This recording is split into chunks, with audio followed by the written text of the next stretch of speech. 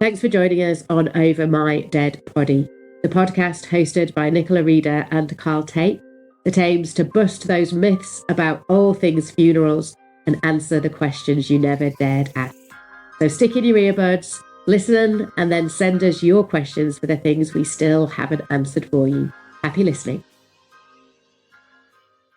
So welcome back to Series 2, Episode 8 of Over My Dead Body. Carl, how are you doing this week? Very well, thank you very much. Nice to be back again. All good. How's things with you? Yeah, all good, thank you. All good. Busy, not calming down much. And are we ranty pants tonight, Carl, or are we quite chill? No, we're all chill tonight. All is good. Yeah, thank you. Fabulous. Thanks for asking. Fabulous. So you can probably hear a little giggle in the background there. And that's because we are delighted to be joined tonight by our former co-host of half an episode. I'm back. She's back. You can hear it in the background. So just before we start talking to Bex, who was with us previously on the show, we have mentioned this before. For anybody who feels particularly sensitive to baby or child loss, that's what we're going to be talking about in this episode. And we would absolutely understand if that feels too sensitive for you and you wanted to give this episode a miss. So please, if you do want to leave us at this point, thank you for tuning in anyway. And we will be back next week with a new episode. But we send you all our love if you're ducking out at this point. Well, before we start, it's good to see you back. Thank you. How's the new job? Yeah, very fun. Different, obviously. 21 years in the funeral business and then going into something totally new. I have felt, I've had imposter syndrome because I've gone from a career where I knew so much and I'd done it for so long to then having to almost use my brain in a totally different way. But it's challenging, it's fun, every day is different, and I still have the element of care. I couldn't have gone from what I did into a job where I wasn't going to be taking care of people. Yes, lots of transferable skills. Yeah. Okay. So you joined us on the podcast just before, so myself, Bex and Carl were the original podcast team way back this time last year when we first started talking about it. And we were really sorry to see Bex move on, but delighted that she found her home in a new space. But perfect that you come back to talk to us about this episode because you have real life experience of baby loss with your beautiful daughter. So tell us your story. Well, in 2018, I should probably go back a bit more. I have 3 beautiful children. I've got Jacob, who's 9. He was our little miracle man. He was an IVF baby. And then I had Evelyn, and then I had Isaac, who is now 6. And Evelyn and Isaac were total natural conceptions. So it came as a little bit of a surprise when I fell pregnant with Evelyn because we'd gone through so much to have Jacob, just to fall pregnant with him. But my pregnancy with her was do you know what? I'm not going to lie, it wasn't great. Carrying girls for me is very different to how I carried the boys. I was very hormonal. I was stressed. It was a lot. But I guess what I'm trying to say is my pregnancy with her was low dependency. So there was never any scares. In 2018, I got to week 38. I was all packed, ready to go. I knew that I could go into labour at any minute. And sure as hell, I woke up 2 o'clock in the morning and I thought that my waters had broke. So went to stand up, but couldn't feel the pains, which was a bit bizarre. And when I looked down, I realised, it was a lot darker. So I went to I was very calm, but I went to the toilet and realised that I was seriously hemorrhaging. An ambulance came for me. They were, within 5 minutes, the ambulance service were incredible that night. Came and got me, and I was blue lighted to James Cook University Hospital, who, by the way, were just angels from the minute that I got there, and I could not have got through without them. and I've never been in a situation like this. I'd never been in an ambulance before. I'd never been in a serious condition at all. I've got a few broken bones, but haven't we all? So I was almost like, I don't know, I think I was just in my own little world at this point. Got into the hospital, and within what felt like 5 minutes, a decision was made that I needed to get into surgery. So I thought, oh, I've seen this on One Born Every Minute. They're going to put that thing in my back. And then at the time I was with my partner and the father of my children. And I thought, oh, he'll get scrubbed up and he'll come in and it'll all be lovely. I did not realise the seriousness of it. And yeah, so I'm on the bed, and suddenly there's a rush of people, and they are here, there, and everywhere. There's sirens going off. And the anaesthetist laid me back and said, right, Rebecca, we're going to put you to sleep. We need to get your baby out. And I, thinking that the anaesthetic won't work because I'm too in control of my own brain. It's so ridiculous. I look back and think, oh my God, bless her soul. And I was put to sleep. And the next time I woke up, I was in a recovery room. There was no baby. My partner wasn't there. My ex-partner wasn't there. There were two nurses, I think they were nurses, maybe, I don't know, midwives. And I had come round, and they were seeing to me, and I kept asking, where is she? Where's my baby? Where is Michael? And they said, the doctor will be with you shortly. And I thought, okay, something isn't okay here. So I need, and I think from the minute that I knew I was bleeding, something in my mind was telling me to stay calm throughout, because if I didn't, it could go even worse for the baby. So I got seen to, and then I just remember Dr. Verinda, which was the neonatal doctor, coming through into the room with Michael. Michael looked shell-shocked.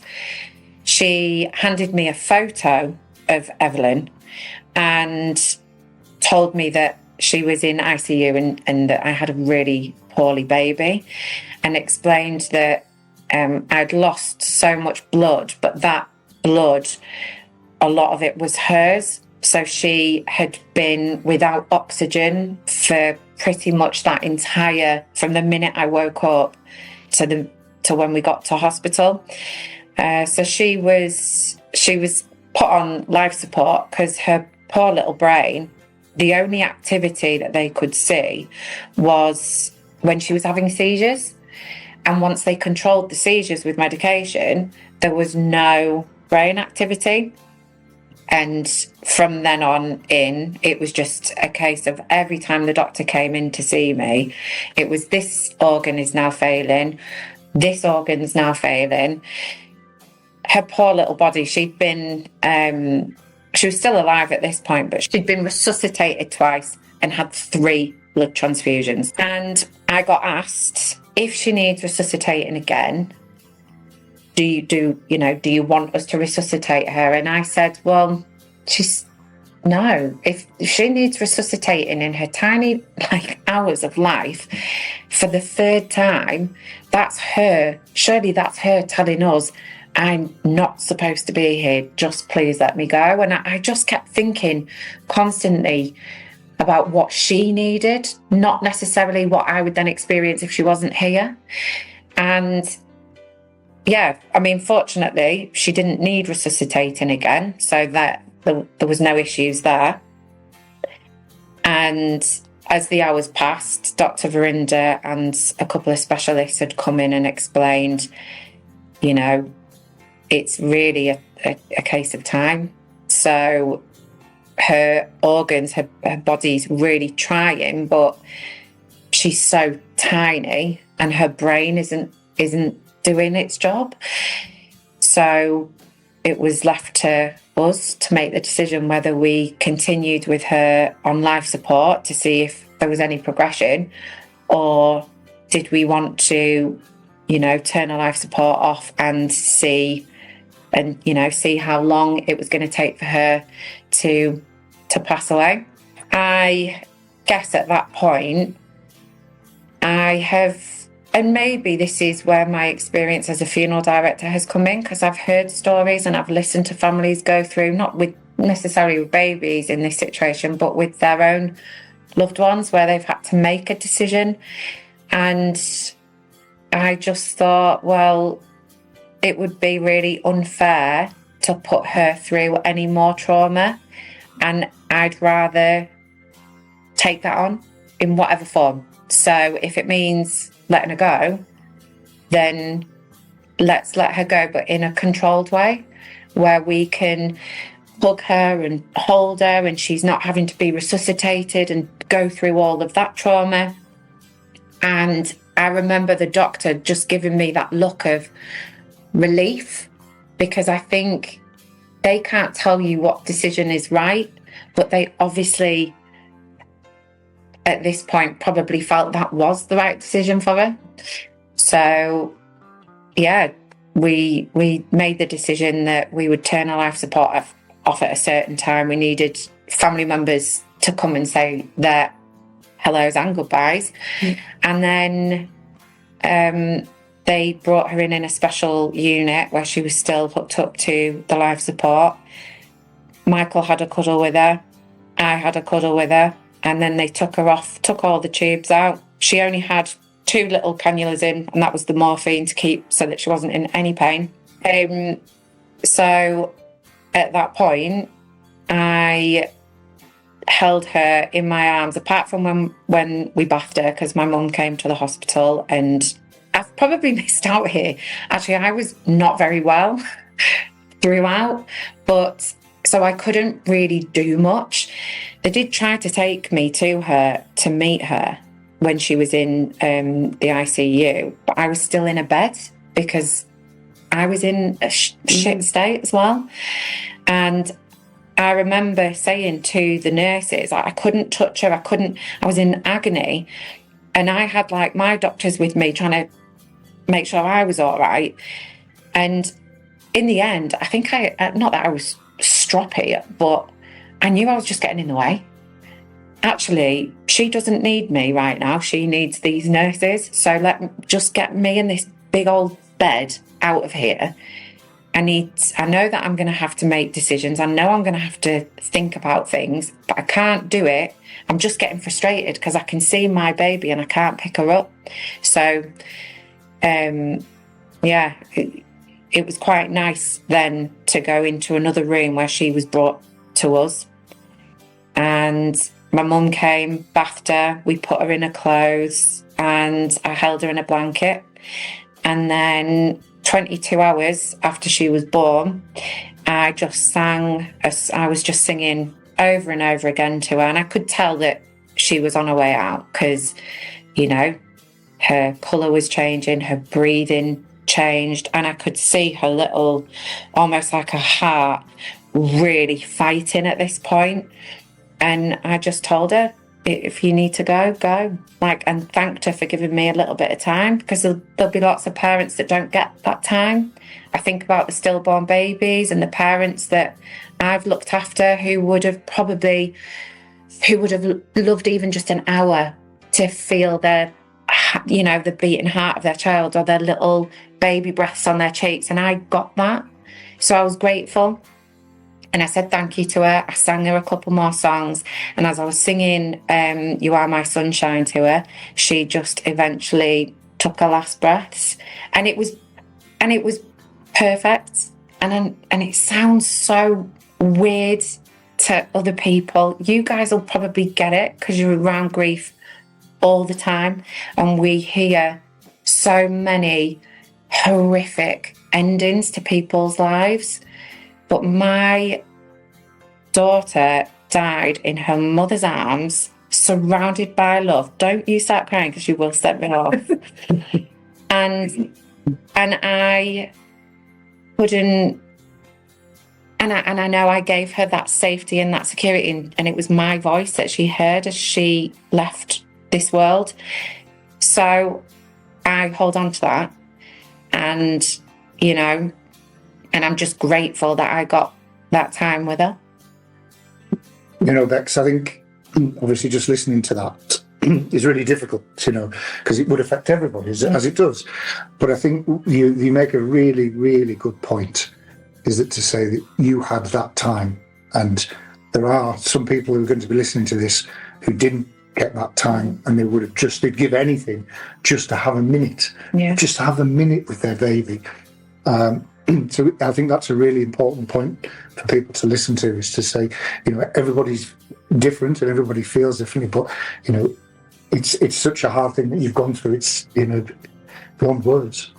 Well, it's incredibly brave. Thank you so much for coming and sharing your story so honestly. And never mind us being in tears. I'm sure there's however many thousands of listeners we've got out there, equally all in tears, and many of whom will know you and have been supported and served by you, and have known exactly how brave you've been for them. So thank you so much for sharing the story.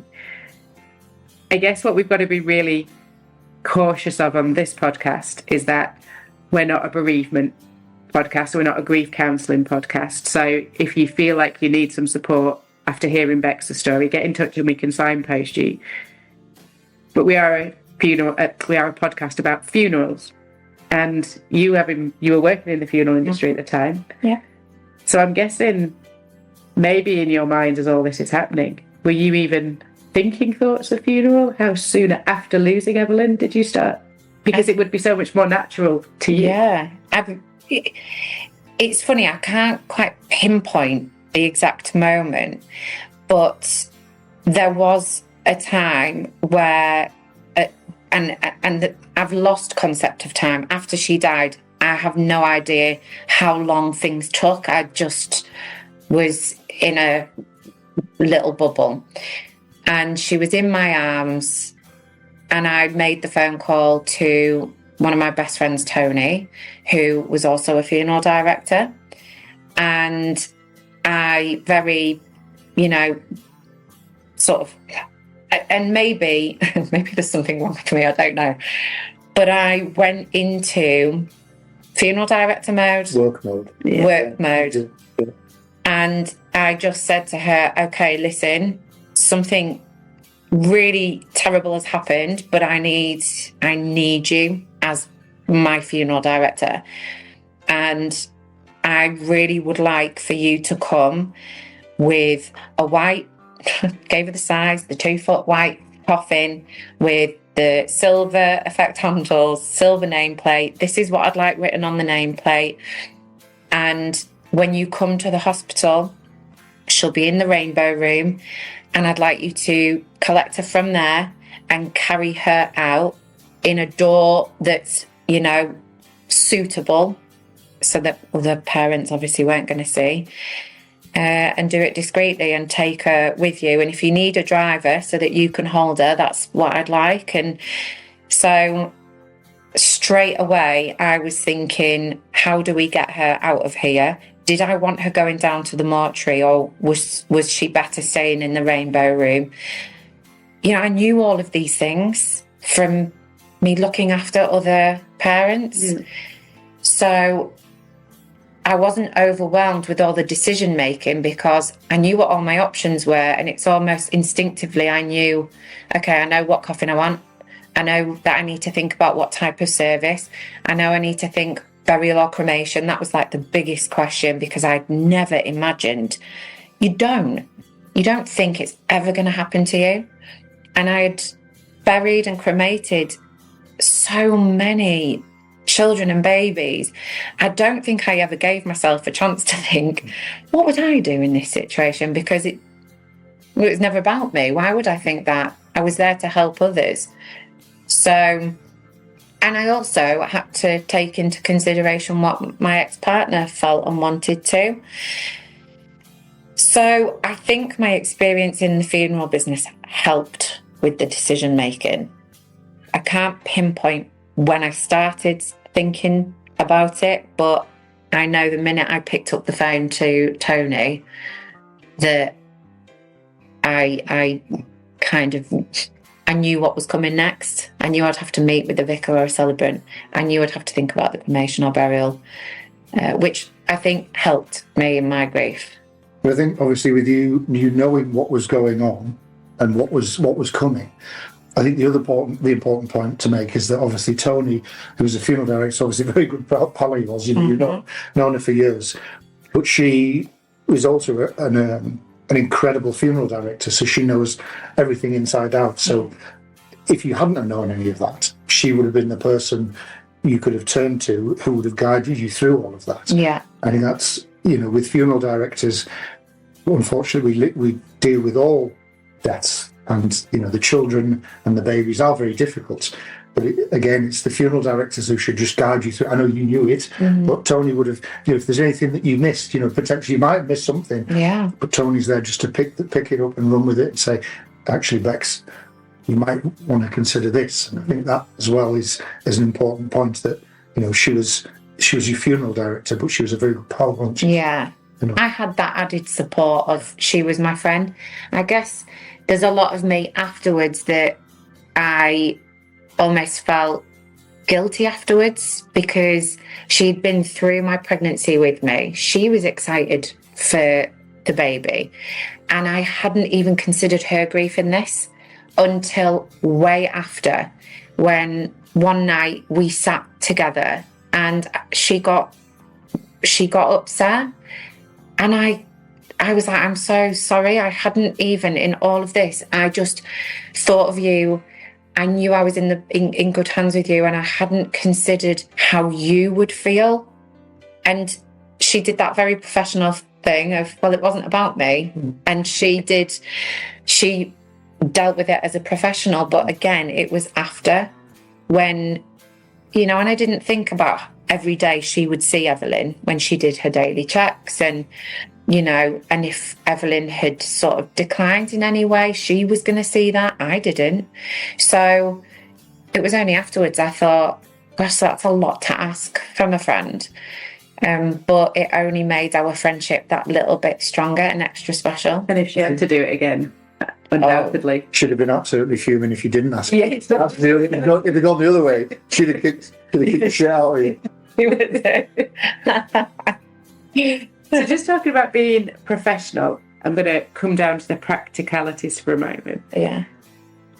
If we've got a mum, a parent, who are going through the process of kind of losing their baby, but born and losing them on the same day, what happens then about registering a birth, registering a death? Do you need to do both? Yeah. Do you just do one of them? How does all that work? Yeah, if your baby is born and alive and then dies, even if it was within an hour, if your baby is born breathing, that baby is alive. So and I found this bit really tough, actually, because when I remember making the phone call to the hospital and saying, I need to register my baby's birth.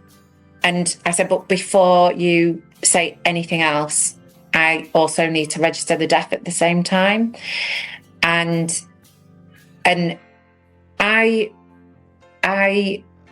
remember being quite, I remember sounding okay telling them, but like my heart, even now I talk about her, and I know it probably sounds like I'm really strong. My heart shakes. It sounds like it's very matter of fact. Yeah. I know you're not like that, Yeah. But you almost, it's almost like you defect into work mode, and you just head down. So, when you see families, and if they're organisers and they just right, what do I need to do?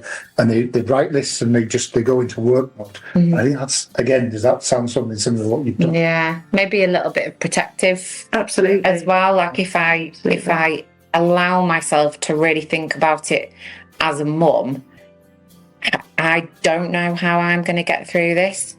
So it's been a little bit of I think it is a little bit of protection. Absolutely. But yeah, if your baby is born and then dies, you have to register the birth and the death. And that's really, because you have to go through all the same questions. So you're there sort of, it's hard. is really hard. Yeah.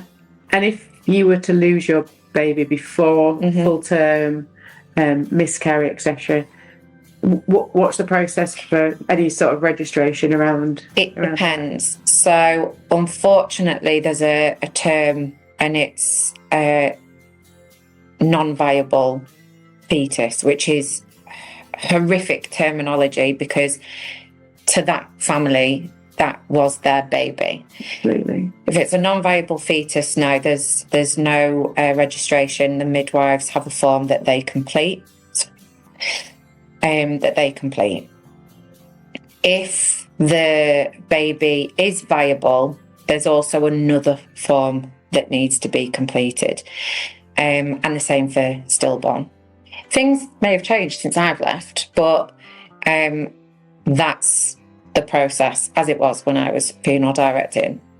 But if you have a child that is born, breathing, and then dies, you have to do both. And so then when it came to Evelyn's funeral, because if myself, Carl, we're working with families with a very young baby, perhaps not even gone full term or died within a couple of days, families will often say to us, well, what do we do with a funeral? Like, how do we do that? Because there's nothing to say about their life. They haven't got 100 years of history. They haven't got a favourite song. They haven't got something they were into. So what do you start thinking about when you think, I've got to plan this funeral for Evelyn, but I didn't know her?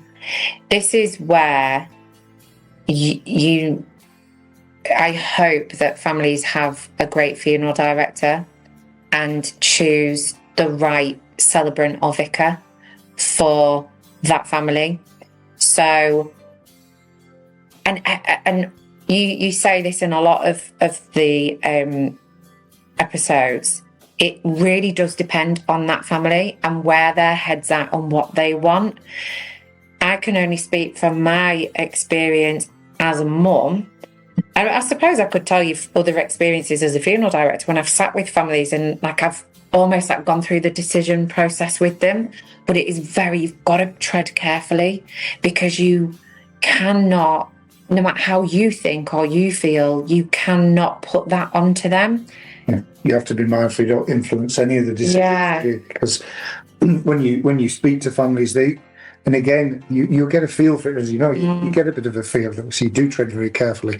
But if you go into a house and they're instantly talking about, I think we maybe need to go into church, we have to have a vicar, and then but then once you start talking and they say, well, that means we don't really need any prayers. It's like, well, these are the options you've got. So rather than taking it and saying, no, you don't have to do that, you say, here are all of your options, and go through things, and whether there's certain particular poems or all the music and things, it can be done in so many different ways. It's not just a case of, we've got to go into church and it has to be this. It's all about options, isn't it? Yeah, it is.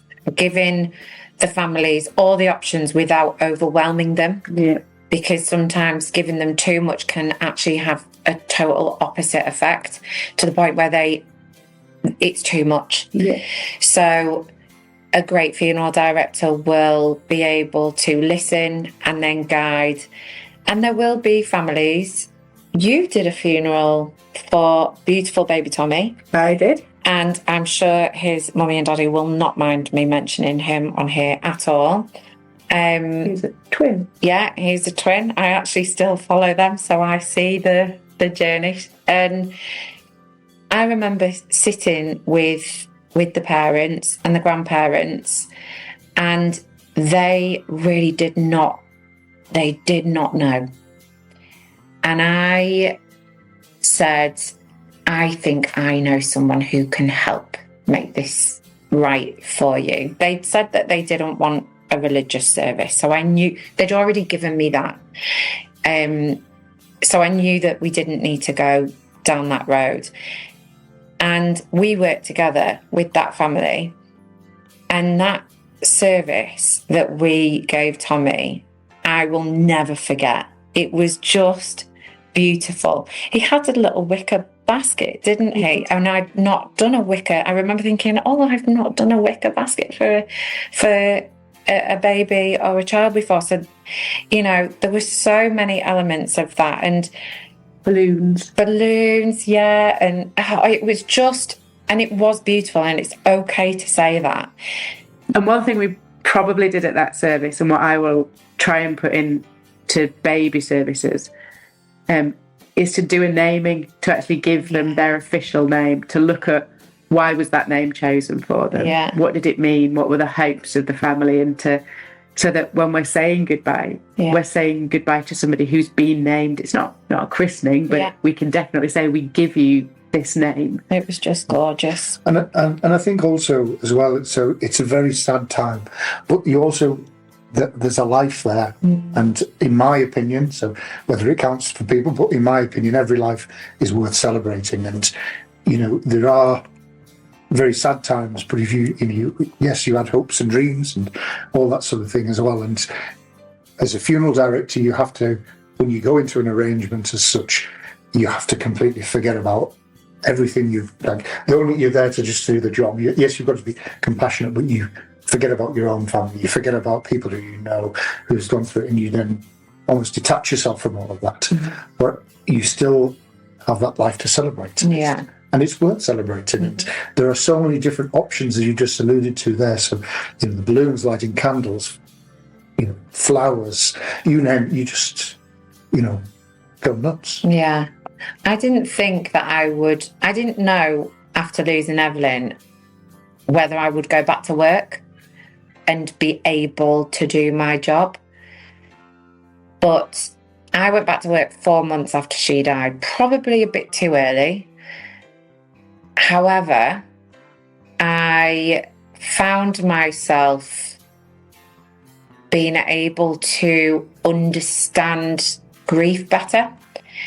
And I used to say to families before I had my own grief and lost Evelyn, I remember saying things like, you know, in time you will heal. The first time someone said that to me, I thought, shut up. Don't you tell me that my heart is broken and it will never heal. Don't tell me time is going to heal, because it doesn't feel like that. And I don't want to hear that right now.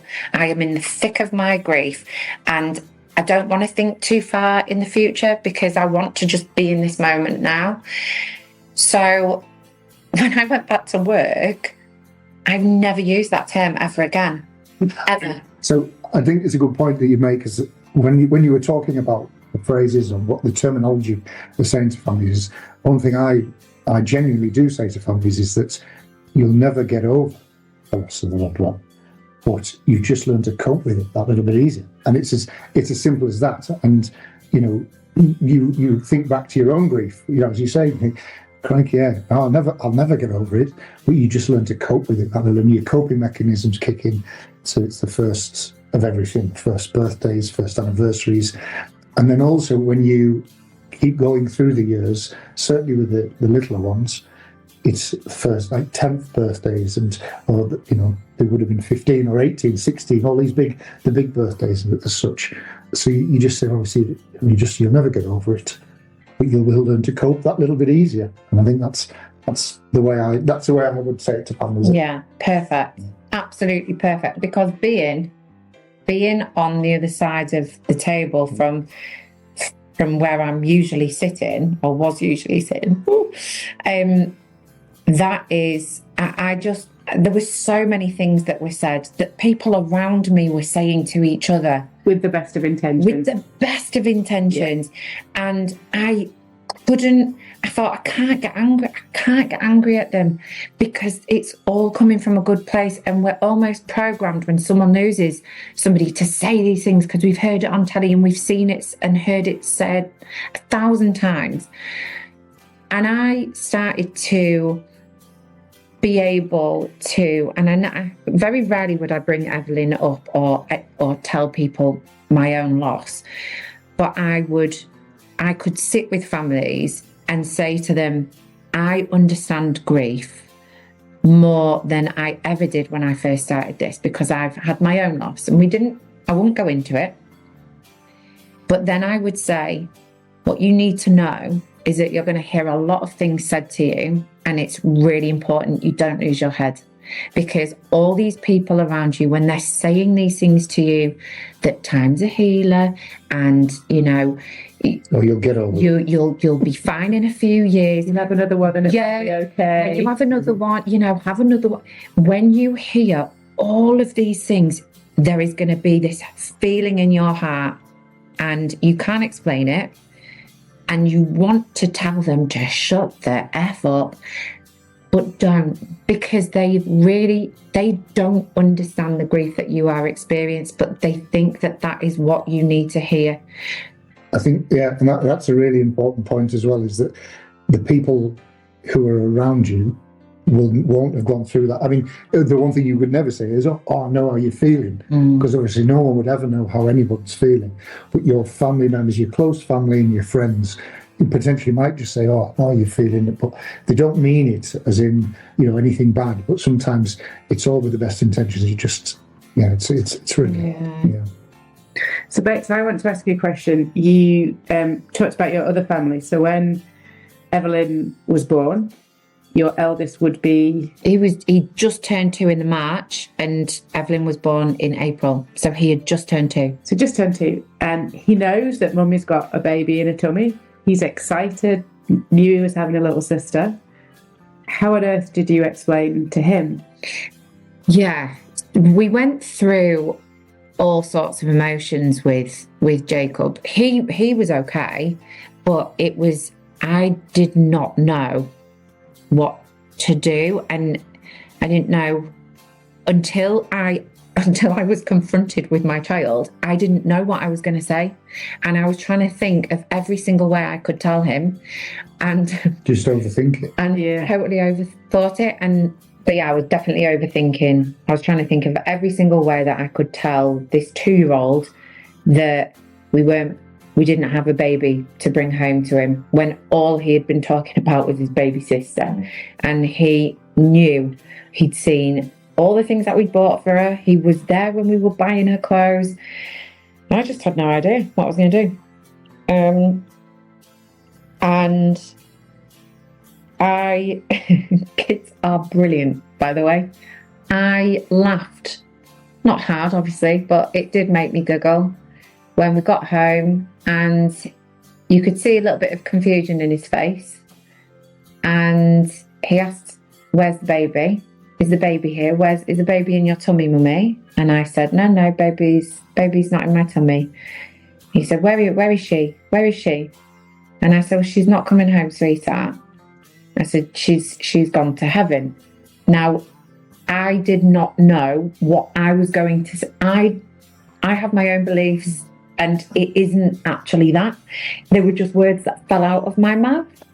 And he said, oh, okay, what are we having for dinner? And I was like, oh my God, what on earth? And it's funny because actually, as he's got older, we talk about Evelyn very openly. I always have done. Every mealtime, I sit down with my boys and we pick up our drinks and we cheers. And every mealtime, without a miss, we cheers to Evelyn, and I'll say, or he will, or his little brother will say cheers to, and we all go, Evelyn. And it's like a fun little tradition that we have. He, I guess until he was maybe 4 or 5, when he started seeing his friends with siblings, he hadn't really questioned it. We would visit her grave, and he knew that we had a stone there to remember Evelyn, but I don't think he understood the concept of, we didn't tell him that she was buried in the ground, because I didn't know if that would scare him, confuse him. I guess I was just kind of following his lead. As he's grown up, he's asked more questions, and I have been a lot more honest with my answers. And it even got to the point where the school did say to me one time, they'd gone across to the church for Harvest Festival, and the teacher had said to me when I'd gone to pick him up from school, she said, Rebecca, can I have just a quick word? I said, yeah, is everything okay? So we went to the Harvest Festival today, and we had to just pull Jacob away and walk with the teachers because he was telling his friends that his sister was in the ground, and the children didn't really know what he meant. And he's so matter of fact, which is great. But we just wanted to let you know, one, that we're sorry for your loss because we did not know that you had lost a child.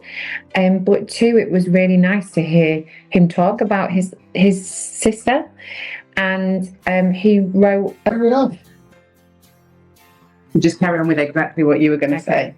I think, obviously, you say that about Jacob, and it's incredible that he can speak openly like that. And I think that's a marker for the future, because I genuinely think, and there are calls for this, that sort of death education should be brought in younger and younger. And I'm all over that. I think, I know it's a difficult subject, but it's life skills. And if we're teaching the children all different variations and all different life skills, we're teaching them how to cook, to clean, money, all of that sort of stuff. It's part of life. Yeah. Life is, death is part of life. And if you're teaching them at a young age, there's people who will say, oh, they're too young and it's going to affect them. Well, there's no more affected than someone who is uneducated that has to live through it there and then. And I think the more people know about it, the better. I mean, fair play to him. Yeah, everybody's story is different, and everybody's children are brought up very differently. But one thing I found, and this is purely from learning in the moment, I had no plan. I just have had to parent Jacob depending on what I felt he needed to hear in the moment. At first, I tried not to cry around him because I thought, gosh, he doesn't want to remember a really depressed mummy. I want him to remember mummy happy.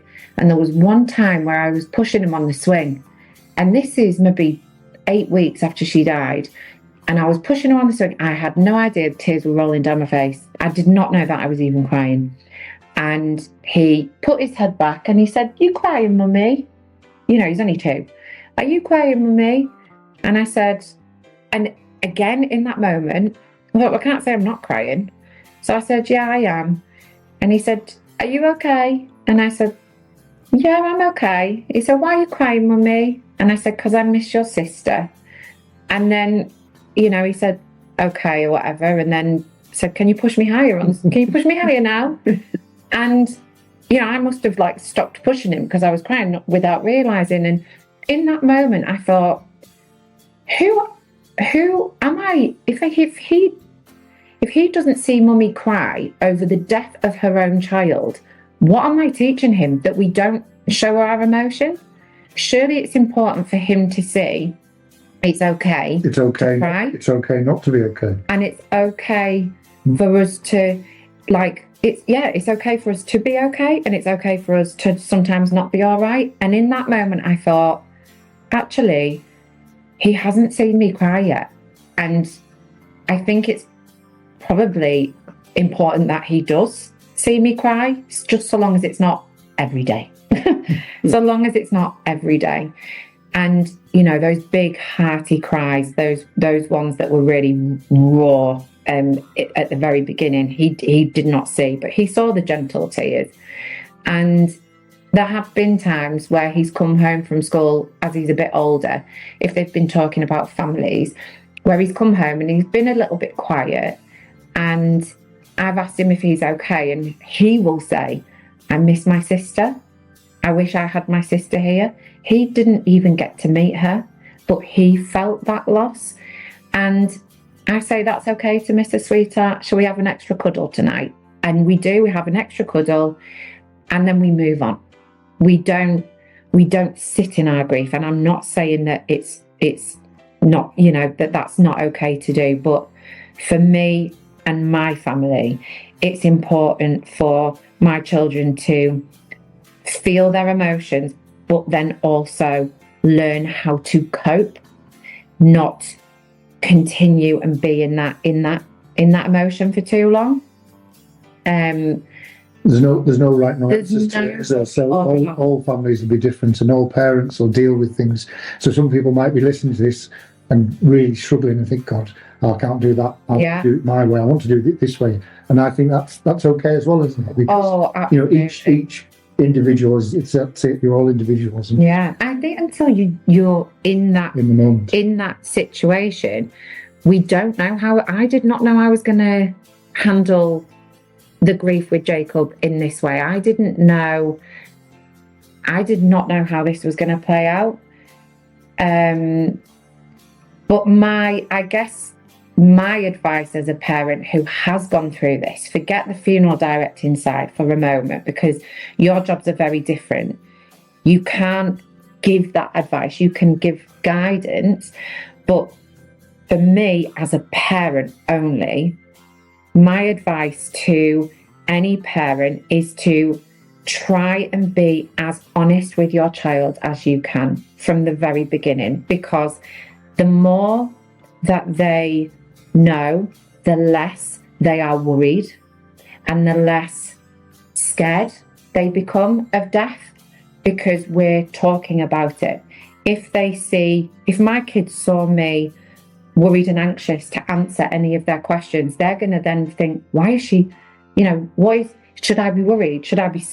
Is there something to be scared of? Whereas I've actually just been very matter of fact. Every child's different, but I have found for me as a parent, being as honest as I can whilst still protecting them from, the world that we live in, and trying to maintain that they're not taking on too much in their brains emotionally, that I can answer their questions as honestly as I can, so that later on in life, there's less fear around death and they feel open enough to talk to me about it. And I think there's very different scenarios that we've all worked on funerals, where we have, just thinking of maybe slightly older children who've lived with life limiting conditions, and their siblings have grown up knowing that their younger brother or their younger sister is in pain and having treatment, and that they weren't going to reach adulthood. And so that kind of is laying some foundations for what the family are going to have to go through. Other families, it can be a car crash. We have suicides as young as 14, 15.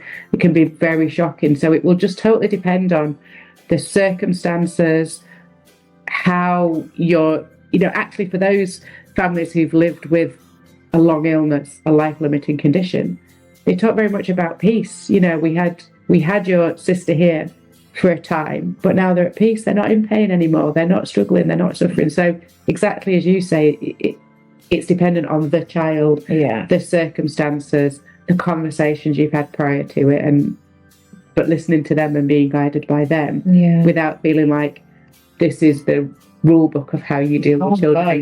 Because there isn't one. There is no rule book, and my advice might not sit with some parents, and I think your children actually guide you. Like you without realizing it, your children guide you. I was just so grateful that I had my 2-year-old little boy to go home to, because I think it could have been a little bit different for me if I hadn't.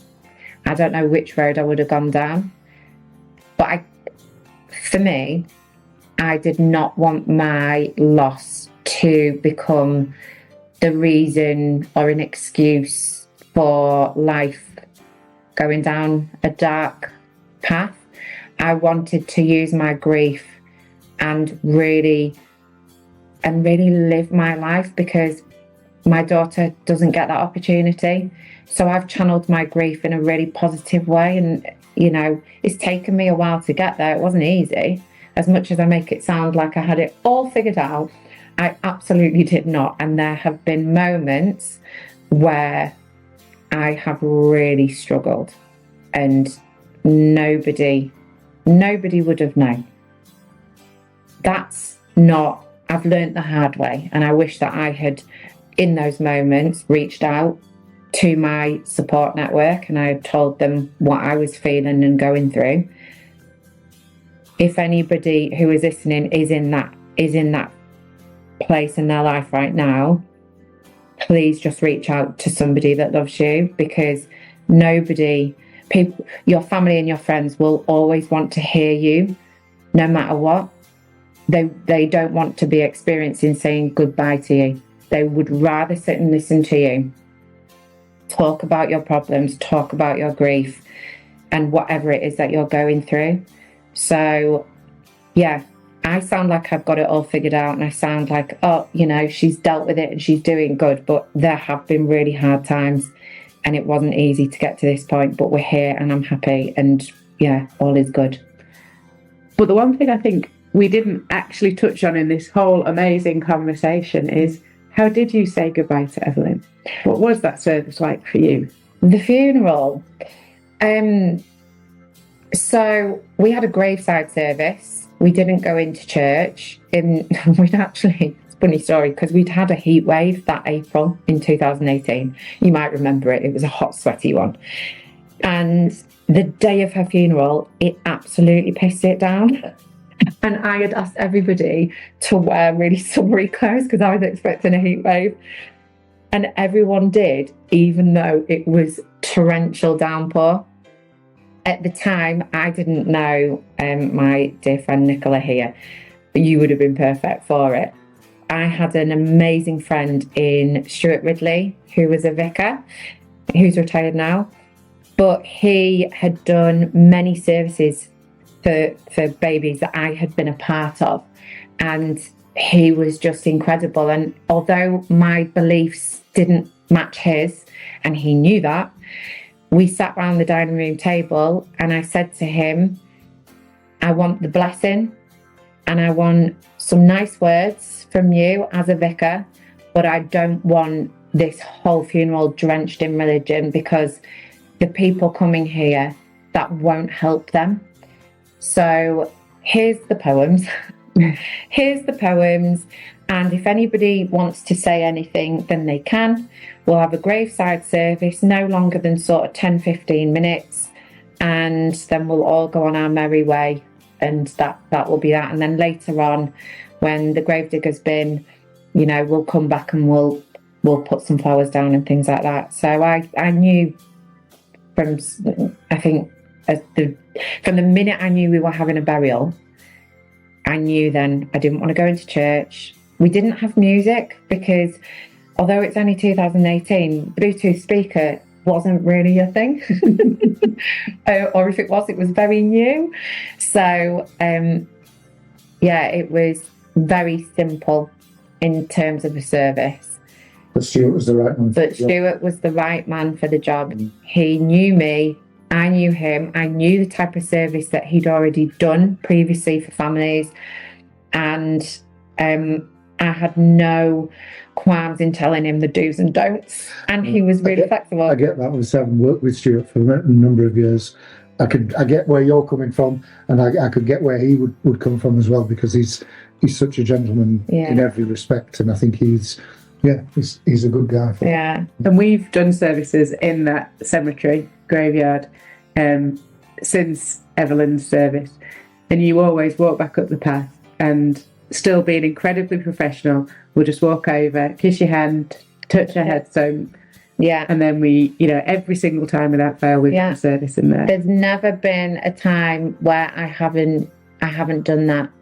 And I've done it very discreetly, very aware that there may be people still in the cemetery. But I remember one time a family had noticed me, and I panicked. And it was when we got to the car, and they said, "Oh, we noticed that you went over to the children's graves." And I thought, oh my God. And I said, "Oh, yeah, there's, it's like a tradition that I do." And they said, "Who was it?" And I said, "Oh, it's actually my daughter." But I said it with such strength that I thought, we cannot start talking about my dead daughter when we have just buried, your loved one. And the following day, I think I'd gone to look at because I used to go and check the grave and make sure that it was neat and tidy. And I noticed that some flowers off their main spray had been put on Evelyn's grave. Oh, gorgeous. And then following that, I'd done my sort of after call care. and said, did you go and put some flowers? And they said, yeah, how could we not? And it was never a big thing made out of it, and it was just a nice little touch. Yeah. I can't imagine any family I have ever worked with having any sort of problem with having seen you do that. I think people would feel the empathy of, you have an inkling of knowing what we're going through. You've been there. That's why you're so compassionate and so kind and do such a good job for us. Yeah, I don't think anyone. I think it maybe clicked for them, like, oh, yeah, he gets it. Yeah. And now, moving on, because I'm conscious we are sorry, producer Steve, we are way over time on this episode. Apologies. Well, I think it's fine. What did you expect? It's probably going to be 20 minutes service, wasn't it? Yeah, producer Steve, just be glad she's not on every week. It's a one-time only offer. But now you have Isaac as well. Yeah. Tell us a little bit about Isaac. I fell pregnant with Isaac 8 or 9 months, I think, after Evelyn had died. And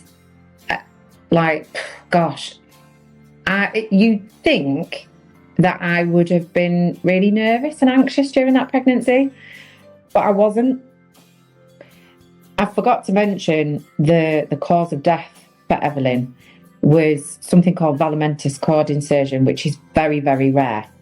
And you've got more chances of winning the lottery than this happening, and it can be detected. They don't look for it. It takes a specialist, and it can only be done between, I think, 14 and 18 weeks. Well, you don't get scans between 14 and 18 weeks, and you don't have the specialists from Newcastle RVI coming and doing your scans. So we were offered straight away at my booking in appointment, do you want to have that scan? And I said, yeah, let's do it. Because then if there is any worry during the pregnancy, we know about it. And we can put in some measures for maybe an early C-section or whatever. I was very matter of fact about it. I think my ex-partner was probably more worried than I was, because he was concerned for me and for the pregnancy. But I just felt in my heart and in my mind, this is a totally different pregnancy. This is, for him, it was high dependency, but only because of what happened previously. Had that not happened, it would have been a low dependency pregnancy again. So I just got extra special care, extra scans. I had a planned C-section, the same obstetrician that had delivered Evelyn and then gone through everything with me after, with the investigations and things. She was my obstetrician, so I had all my consultations with her, and then we booked me in for my C-section on the day she was doing surgery. So I really did get extra special care, and I felt like I had the VIP treatment with Isaac. I had a planned C-section with him. I could have gone naturally, but I chose not to. So I suppose there was a little bit of anxiety around what kind of birth I was going to have. But I took control of that and decided 38 weeks, C-section. And we talked through with my obstetrician how it was going to look. I wanted what they call a gentle C-section, so where they take out the baby's head and shoulders, and then Isaac kind of wriggled his way out naturally. So Bex, I feel like we could talk for hours. I should write a book, really, and then you wouldn't have to listen to my voice for so long. Nothing wrong with your voice. It's been beautiful for the last 3 hours with all the outtakes. This is why they sacked me, guys. I didn't leave. They sacked me because I talk too much. But it's all been stuff that people will find fascinating and helpful and start conversations. And that's what this podcast is all about, is about starting conversations. So if there was one conversation that you hope you could inspire amongst our listeners, what would that be? What do you want to get them talking about? I would like to remind people to, if you know somebody that has lost a child or a baby, never be afraid to bring their name to the table. Because if there's one thing I found really difficult, this is where I might get teary, is that in the beginning, when it was very fresh. I had, and anyone will experience this in any kind of grief, but I think for children, there's a fear of bringing their names up, because you don't know how that parent is going to deal with it, or whether they want to talk about it. Is it going to trigger them? But every single parent that I have spoken to, and being a parent of child loss, one thing that I miss is hearing her name. So when you would talk about your dad or your granddad, you bring the name up all the time. You at Christmas. It's the same thing. Yeah, at Christmas, if you miss, do you remember when Granddad did this? Do you remember when Granddad did that? And I know it's a little bit different because you don't have the memories. You don't have as many memories with a baby. But even just in the Christmas cards, not seeing... People don't put a name in Christmas cards anymore, and it's not, I don't get angry about it, but it makes me sad, and I just, people are now just forgetting a little bit. Or at Christmas, I'm always thinking, just, I don't want to get upset. When I go shopping, I'm saving a fortune, but I should be going down that pink aisle, and I avoid it. I don't think Isaac could appreciate anything. No, I don't think he would at all. Jacob might, but not Isaac. And there's always, for me, I'm okay, but I'm always thinking, there should be a little girl coming down those stairs excited, and I don't get upset around the boys, and I still enjoy my Christmas, but it would be nice for her name to be mentioned, or for a text to say, thinking of Evelyn, and there'll be other parents that probably don't need that or wouldn't want that, but I would encourage you to at least try. Because I imagine there's a lot of parents like me that feel like their child has just become a memory now. And as much as they are, in our lives, they're still very present, because we're thinking about what could have been, that they should be here, that I should be doing this. We're coming up to her birthday, and, I should be thinking about what I'm doing for a party, or what friends we would be inviting. And I look at the class, I do the school pickups, and every now and again I see her year group and I think, she would have been like that size, or that kind of thing. So I think I would like to encourage just never being afraid to bring their name up to the parents, and just let them know that you're always thinking of them. That's it. It's amazing. It's amazing. And I think you have however many listeners we've got, even if it's only 3, they're all thinking of Evelyn tonight. Yeah. And wishing you just all the love in the world. You're doing amazingly. We've seen what an incredible mum you are to your boys. They are such little characters. How amazing you were for all those families you've supported, and just phenomenal bravery to come on and share your story. Thank you. Thank you so much. Oh, thanks, guys. Gosh, what an incredible and emotional episode. We can't say thank you enough to Bex for coming back and sharing her story, and I know giving so much hope and inspiration and love to everyone else out there who is going through something similar. So we're going to leave it there for tonight. No doubt all of you need to go and breathe, make a brew, have a bath, do whatever you need to do just to take a moment to reflect on that. And we will be back with you next week with another episode. So thank you for listening, and take care of yourselves.